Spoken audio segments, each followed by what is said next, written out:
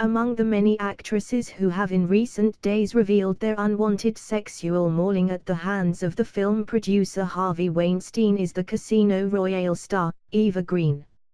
She revealed how shocked and disgusted she had been at the time. In reporting this yesterday, Sky News showed stock footage of Green posing at a film awards ceremony alongside Roman Polanski.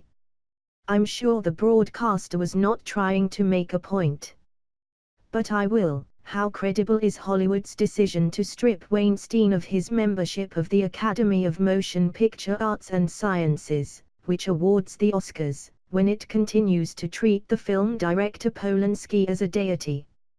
Unlike Weinstein, who has yet to be charged with a crime, let alone convicted, Polanski pleaded guilty to unlawful sex in an American court in 1977, a plea bargain after he had drugged, raped and sodomized 13-year-old Samantha Galley, a would-be model.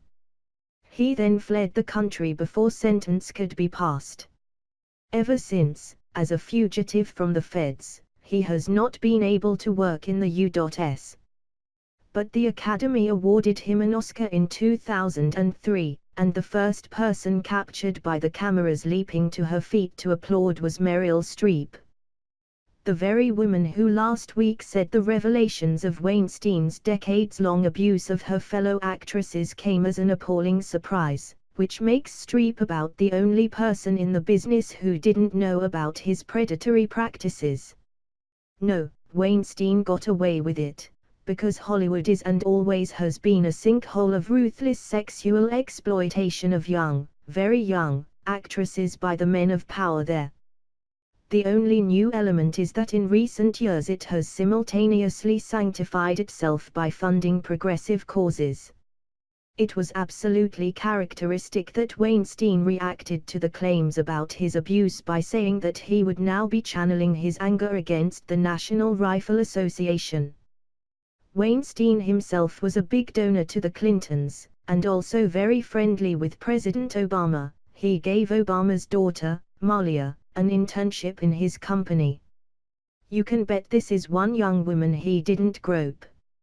In recent years, it would do an actor's Hollywood career more harm if he came out as a Republican than would the sleaziest sexual behavior. The LA Times recently interviewed an actor it described as a conservative but not a Trump supporter who said he didn't want to be identified for fear of professional repercussions. He told the paper, "In 30 years of show business, I've never seen it like this. If you are even lukewarm to Republicans, you are excommunicated from the Church of Tolerance." That tolerance extended to Weinstein's casting couch practices. Indeed, they were reflected in his contract, which specified that if he were sued for sexual harassment, he would have to fund any resultant damages, and then also pay the company $250,000 for the first such instance, $500,000 for the second such instance, $750,000 for the third such instance and $1 million for each additional instance. In other words, the Weinstein Company had turned its co-founder's sexual harassment into a profit center. He was indulged because he brought in the money, and with high-quality films, not trash. With such titles to his credit as Shakespeare in Love and The King's Speech, Weinstein has been thanked by actors in Oscar ceremonies more often than any other entity, including God. And that's the other Hollywood deal: the artist is above the law. Weinstein made this clear himself when, in 2009, he led the industry's protests and petitions after Roman Polanski was arrested by Swiss police following a request by the U.S. Justice Department, still trying to get the director to do his time. The Independent newspaper published an article by Weinstein telling readers how Roman Polanski is a man who cares deeply about his art and its place in the world. And the rape and sodomizing of a 13-year-old. Weinstein dismissed it as a so-called crime. A host of directors and actors followed Weinstein, signing the petition for Polanski, including Natalie Portman, Tilda Swinton and Emma Thompson. Yes, Emma Thompson, who last week appeared on the BBC to add her voice to those denouncing Weinstein's alleged sexual abuse. When Newsnight's Emily Maitlis raised the Polanski petition with Thompson, she said she had signed without really thinking about it. I had been absolutely bamboozled by my respect for his art. Thompson said that she had later asked for her name to be removed from the petition, after it had been pointed out to her by young feminists at my son's university that Polanski was a rapist. That is not the Hollywood establishment's view, however.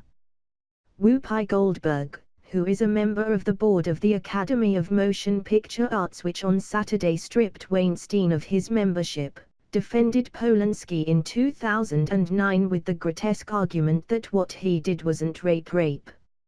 You can be absolutely sure that if it were, say, a lorry driver or a plumber who had plied a 13-year-old girl with drugs to rape her, that Whoopi Goldberg would not have brushed it aside with a supposedly humorous remark. Nor, indeed, would anyone have been able to get an article published in a left-of-centre British newspaper, dismissing such an incident as a so-called crime. Bill Browder, whose book on his experiences fighting corruption in Putin's Russia is now being made into a movie, recently told me, Hollywood is a far worse place than Moscow. When I asked how that could be, given that friends of his had been murdered by the regime, he replied, "There are some good guys in Moscow. There are none in Hollywood."